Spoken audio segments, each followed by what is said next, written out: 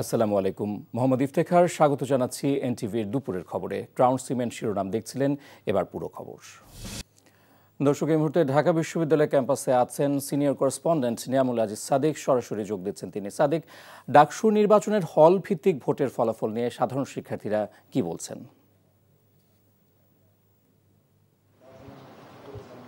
একটি সাধারণ শিক্ষার্থীদের সাথে কথা বলেছি। তারা বলছেন যে ধরনের একটি সুষ্ঠু নির্বাচন তারা কামনা করেছেন, সেই ধরনের সুষ্ঠু নির্বাচন হয়েছেন।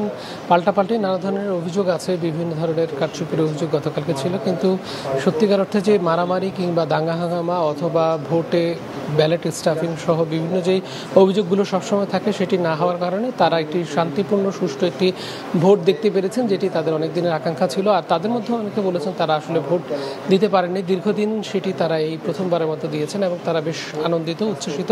আপনাকে জানিয়ে রাখতে চাই, আমি এখন আছি ডাকসু সংগ্রহশালায়। ডাকসু সংগ্রহশালার ঠিক উপরেই কিন্তু যারা ভিপি, জিএস এবং এজিএস পদে সেখানে নির্বাচিত হন, তাদের শপথের পরে তারা সেখানে এসে বসেন এবং সেই জায়গাগুলো আজকে আমরা দেখেছি যে ধোয়া মোছার কাজ চলছে এবং সেটি প্রস্তুত করা হচ্ছে যে নবনির্বাচিত যে ভিপি, এজিএস এবং জিএস তাদেরকে সেখানে বরণ করা হবে। একই সাথে আপনাকে জানিয়ে রাখতে চাই, এখানে গতকালকে যে ফলাফল, সেই ফলাফলে আসলে নারী যে কেন্দ্রগুলো রয়েছে, বিশেষ করে সুফিয়া কামাল হল, রোকেয়া হল, সেইগুলোতে কিন্তু যিনি ভিপি হয়েছেন সাদিক কায়েম, তিনি সবচেয়ে বেশি ভোট পেয়েছেন। বিপরীতে ছাত্রদল মনোনীত যে আবিদুল ইসলাম আবিদ, তিনি কিন্তু কম ভোট পেয়েছেন সেই জায়গাগুলোতে। একই সাথে আবিদ কিন্তু জগন্নাথ বিশ্ববিদ্যালয় জগন্নাথ হলের যে জায়গাটা, সেখানে কিন্তু তিনি 1200 বেশি ভোট পেয়েছেন, যেখানে মাত্র 10টি ভোট পেয়েছেন সাদিক। সুতরাং মূল নিয়ামক ভূমিকা আসলে পালন করেছে যে জায়গাগুলো, নারী ভোটাররাই কিন্তু মূল নিয়ামক ভূমিকা পালন করেছে সাদিক কায়েমের বিজয়ের ক্ষেত্রে। একই সাথে যেহেতু কেন্দ্রীয়ভাবে তারা প্রতিদ্বন্দ্বিতা করে বিজয়ী হয়েছে, সেখানে 28টি পদের মধ্যে 23টি পদে তারা বিজয়ী হয়েছেন। তো এই ক্যালকুলেশন, এই ধরনের অবস্থান কিন্তু এখন এখানে আছে। কিছুক্ষণের মধ্যে আমরা কথা বলার চেষ্টা করেছি বাম জোটের মেঘমাল্লা এবং উমা ফাতেমা সহ, কিন্তু তারা এখন পর্যন্ত আসেননি। তারা কিছুক্ষণ পরে হয়তো এখানে এসে আনুষ্ঠানিকভাবে বক্তব্য প্রদান করবে, সেটি শোনার অপেক্ষায় আছি। তো এই ছিল সর্বশেষ অবস্থা। ইফতে। দর্শক, জানছিলাম ডাকসু নির্বাচন পরবর্তী খবর। একদল ভিত্তিক রাষ্ট্র, একনায়কতন্ত্র, স্বৈরতন্ত্র ও দলীয় স্বৈরতন্ত্র না চাইলে গণতন্ত্রের ধারাবাহিকতা ও গণতান্ত্রিক সংস্কৃতি বজায় রাখতে হবে বলে মন্তব্য করেছেন বিএনপির স্থায়ী কমিটির সদস্য সালাউদ্দিন আহমেদ। আজ রাজধানীর ডিপ্লোমা ইঞ্জিনিয়ার্স ইনস্টিটিউশনে বাংলাদেশ জাতীয়তাবাদী মহিলা দলের 47তম প্রতিষ্ঠাবার্ষিকী উপলক্ষে আয়োজিত আলোচনা সভায় এমন মন্তব্য করেন তিনি। দেশের সামাজিক ও রাষ্ট্রীয় ক্ষেত্রে যে পরিবর্তন হয়েছে, সেগুলো ছাত্র আন্দোলন বা ছাত্র সংসদের মাধ্যমেই হয়েছে উল্লেখ করে সালাউদ্দিন আহমেদ ছাত্র রাজনীতির গুরুত্বের কথা তুলে ধরেন। তবে বিএনপি এমন ছাত্র রাজনীতি চায় না যেখানে ফ্যাসিবাদ প্রতিষ্ঠিত হয় বলেও জানান তিনি। ঢাকা বিশ্ববিদ্যালয়ের কেন্দ্রীয় ছাত্র সংসদ ডাকসু নির্বাচনে বিজয়ীদের অভিনন্দনও জানান বিএনপির স্থায়ী কমিটির এই সদস্য।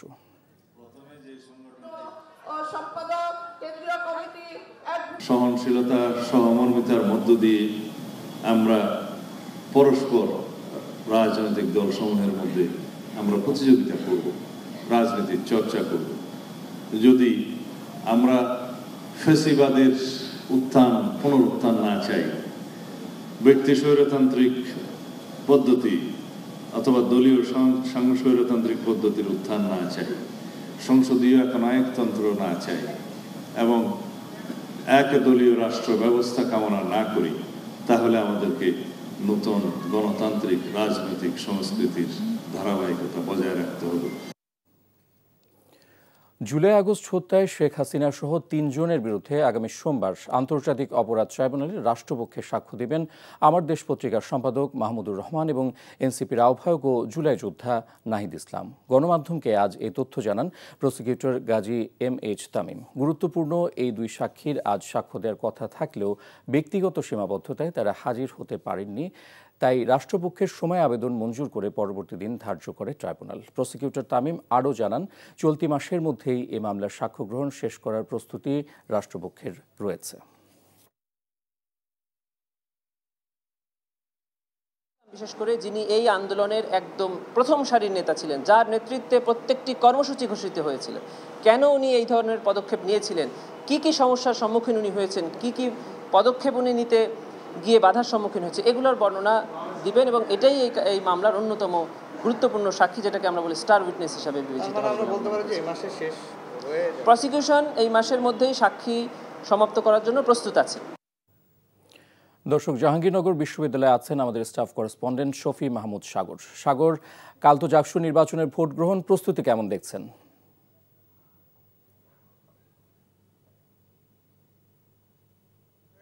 গতকাল রাত 12টার সময় মূলত জাহাঙ্গীরনগর ইউনিভার্সিটির যে কেন্দ্রীয় ছাত্র সংসদ নির্বাচন সেটিকে কেন্দ্র করে যে প্রচার প্রচারণা ছিল সেটি গতকাল রাত থেকে বন্ধ রয়েছে, কারণ গতকাল রাত 12টা পর্যন্ত এই সময়সূচি ছিল।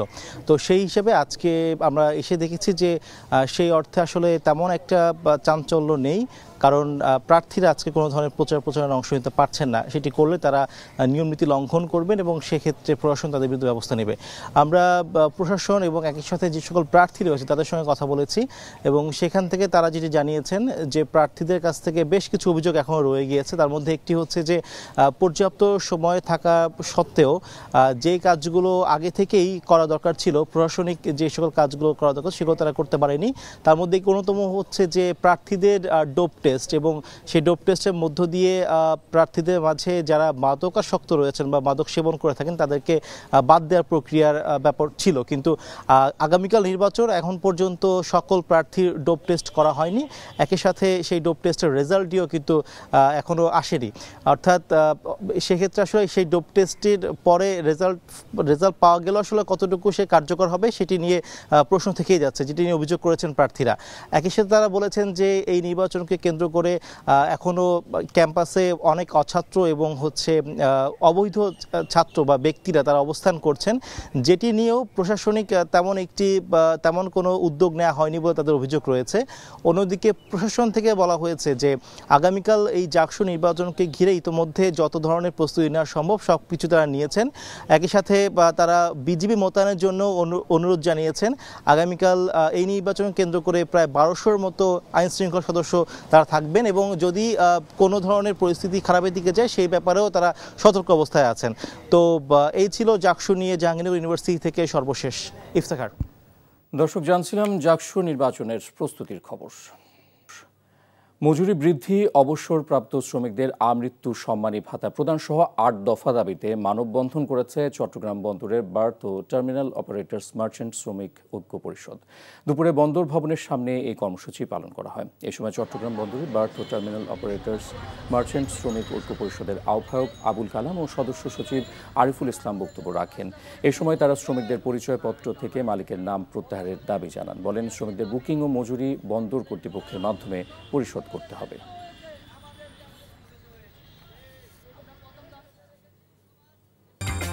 আর এই ছিল দুপুরের খবরে। এই খবরের ভিডিও সহ আপডেট জানতে ভিজিট করুন এনটিভি অনলাইন www.ntvbd.com। এছাড়াও এনটিভির জনপ্রিয় সব অনুষ্ঠান ও খবরের আপডেট জানতে ভিজিট করুন আমাদের ইউটিউব ও ভেরিফাইড ফেসবুক পেজ। 5টায় দেশের খবর দেখার আমন্ত্রণ রইল। ধন্যবাদ সবাইকে।